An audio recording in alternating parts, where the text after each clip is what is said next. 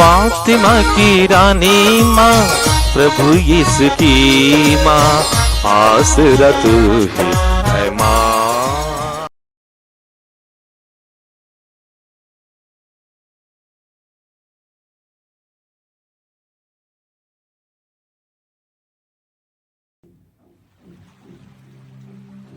पहला पाठ उत्पत्ति ग्रंथ अध्याय 3 पद संख्याएं 9 से 15 और 20 तक। जब आदम ने वृक्ष का फल खाया था तो प्रभु ने उसे पुकार कर कहा, तुम कहाँ हो? उसने उत्तर दिया, मैं बगीचा में तेरी आवाज सुनकर डर गया, क्योंकि मैं नंगा हूँ और मैं छिप गया। प्रभु ने कहा, किसने तुम्हें बताया कि तुम नंगे हो? क्या तुमने उस वृक्ष का फल खाया जिसे खाना मैंने तुम्हें मना किया था?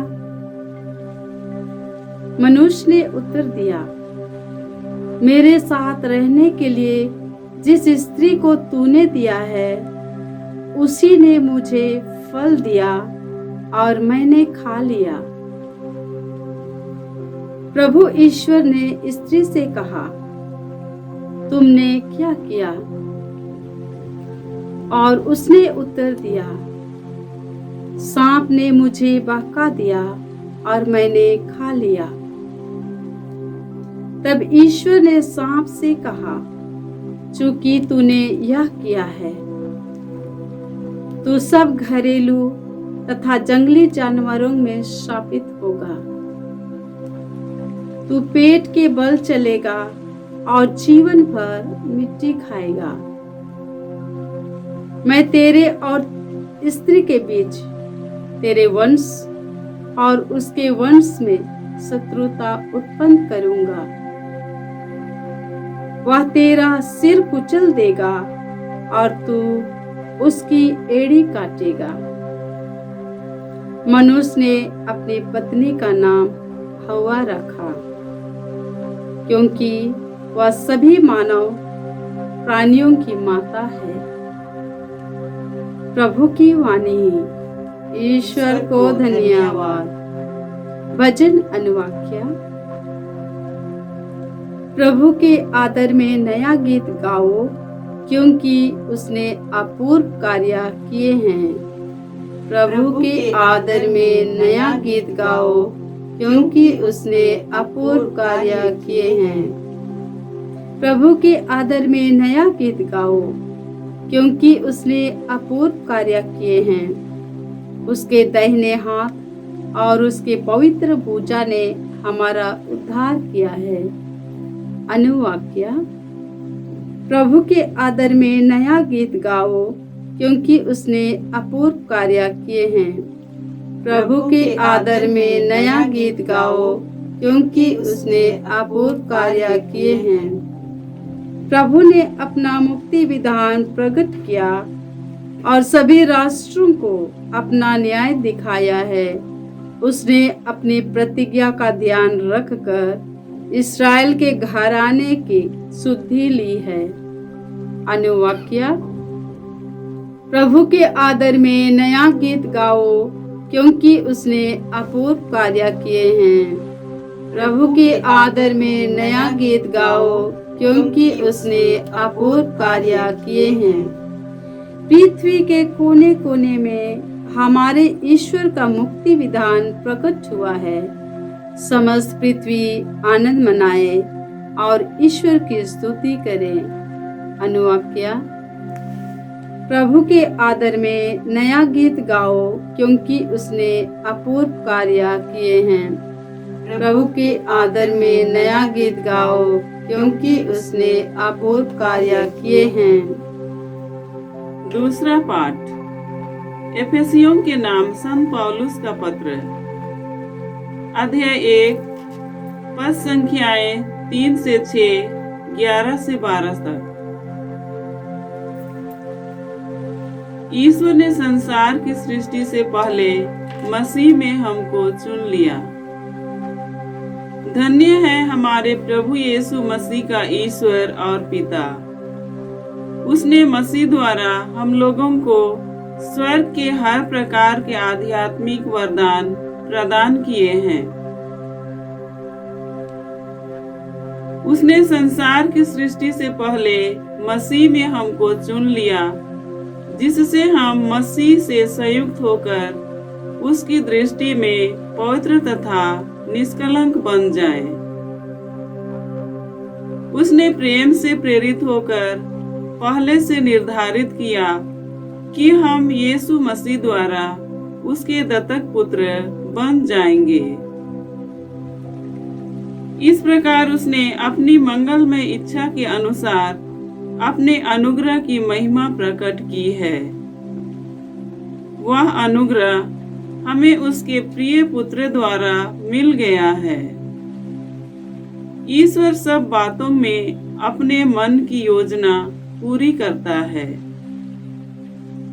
उसके अनुसार उसने निर्धारित किया कि हम यहूदी मसीह द्वारा बुलाए जाएं और हम लोगों के कारण उसकी महिमा की स्तुति हो। हम लोगों ने तो सबसे पहले मसीह पर भरोसा रखा था। प्रभु की वाणी। ईश्वर को धन्यवाद। जय घोष। alleluia, alleluia। प्रणाम प्रभु की कृपा पात्री। प्रभु आपके साथ है। आप नारियों में धन्य हैं। alleluia।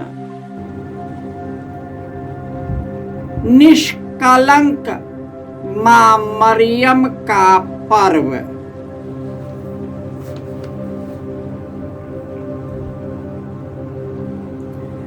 प्रभु आप लोगों के साथ हो और आपकी आत्मा के साथ। संत लूकस के अनुसार प्रभु यीशु ख्रिस्त का पवित्र सुसमाचार। हे प्रभु तेरी महिमा हो।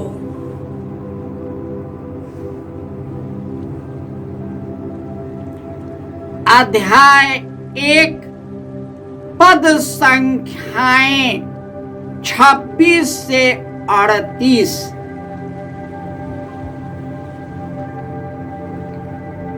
छठे महीने स्वर्गदूत गाब्रियल ईश्वर की ओर से गलीलिया के नाजरत नामक नगर में एक कुंवारी के पास भेजा गया, जिसकी मंगनी दाऊद के घराने के यूसुफ नामक पुरुष से हुआ था, और उस कुंवारी का नाम था मरियम। स्वर्गदूत ने उसके यहाँ अंदर आकर उससे कहा, प्रणाम प्रभु की कृपा पात्री, प्रभु आपके साथ है। वह इन शब्दों से घबरा गई और मन में सोचती रही कि इस प्रणाम का क्या अभिप्राय है। तब स्वर्गदूत ने उससे कहा, मरियम डरिए नहीं, आपको ईश्वर की कृपा प्राप्त है। देखिए, आप गर्भवती होंगी, पुत्र प्रसव करेंगी और उनका नाम ईसा रखेंगी। वे महान होंगे और सर्वोच्च प्रभु के पुत्र कहलाएंगे। प्रभु ईश्वर उन्हें उनके पिता दाऊद का सिंहासन प्रदान करेगा। वे याकूब के घराने पर सदा सर्वदा राज्य करेंगे और उनके राज्य का अंत नहीं होगा। पर मरियम ने स्वर्गदूत से कहा, यह कैसे हो सकता है? मेरा तो पुरुष से संसर्ग नहीं है। स्वर्गदूत ने उत्तर दिया, पवित्र आत्मा आप पर उतरेगा और सर्वोच्च प्रभु की शक्ति की छाया आप पर पड़ेगी। इसे जो आपसे उत्पन्न होंगे वे पवित्र होंगे और ईश्वर के पुत्र कहलाएंगे। देखिए, बुढ़ापे में आपकी कुटुंबनी एलिजाबेथ के भी पुत्र होने वाला है। अब उसका जो बांझ कहलाती थी, 6ठा महीना हो रहा है, क्योंकि ईश्वर के लिए कुछ भी असंभव नहीं है। मरियम ने कहा, देखिए, मैं प्रभु की दासी हूँ, आपका कथन मुझ में पूरा हो जाए। और स्वर्गदूत उसके पास से चला गया।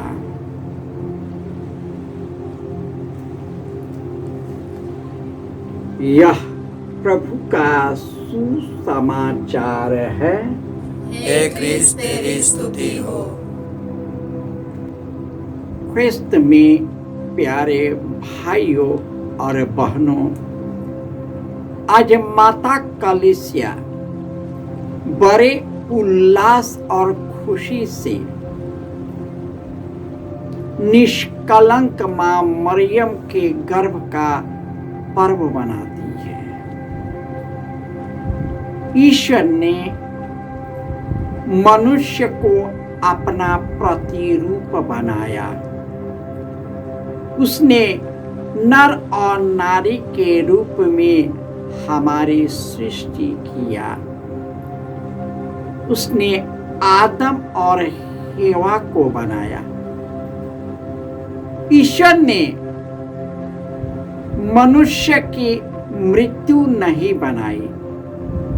उन्होंने उन्हें अनंत जीवन और सुख से भर दिया। अनंत जीवन से भर दिया।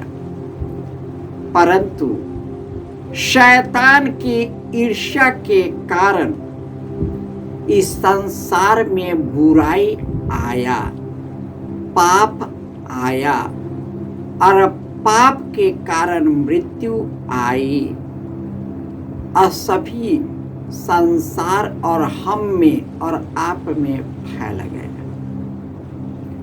परंतु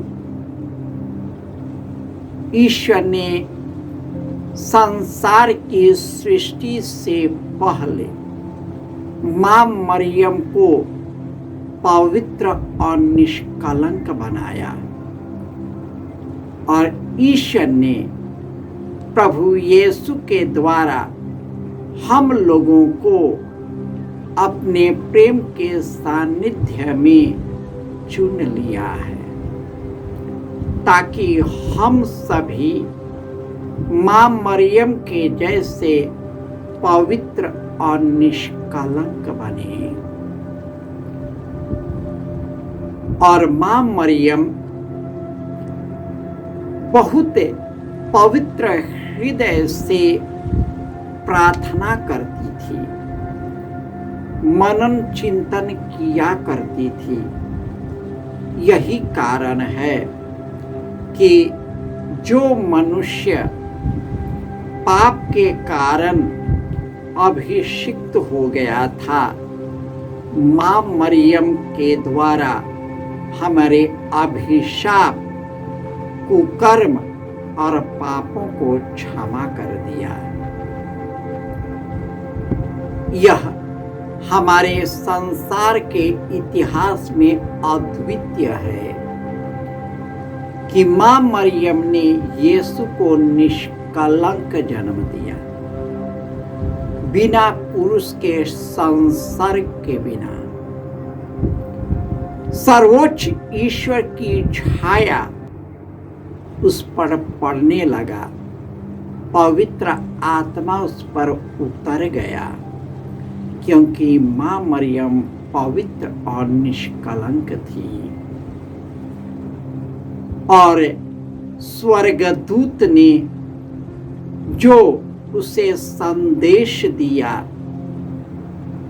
उसको सहर्ष स्वीकार किया, और इस तरह वह हमारी असमस्त मानव की माता बन गई, क्योंकि वह मुक्तिदाता यीशु की माता है।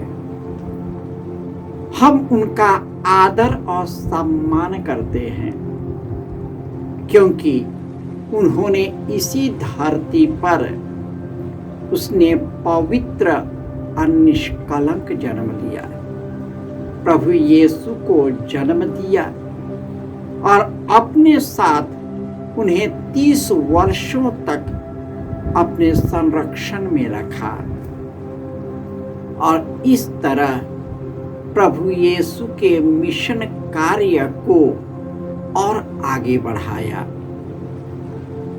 प्रभु यीशु जब स्वर्ग उठा लिए गए तो मां मरियम चुनौतियों के बीच, अत्याचार और शोषण के बीच, खून खराबा के बीच उसने सभी शिष्यों को एक किया, और उन्होंने भी